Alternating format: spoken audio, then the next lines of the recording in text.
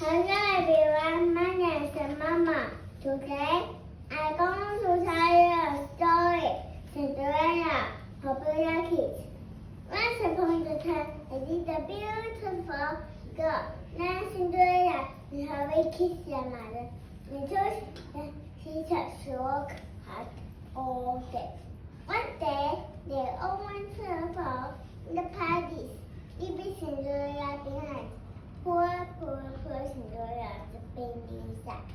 Suddenly, with a burst of light, the mother appeared and finished the magic.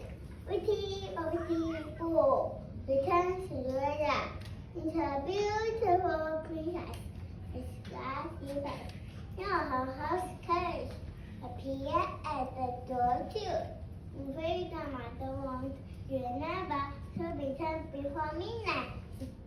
Cinderella, then Cinderella above on top, kissed her and fell in love with her, and danced together all night, and got struck till. Cinderella up her carriage, leaving one of the sleepers behind, all of her beautiful dress. And the carriage became a real girl, and she sent for her glass slippers.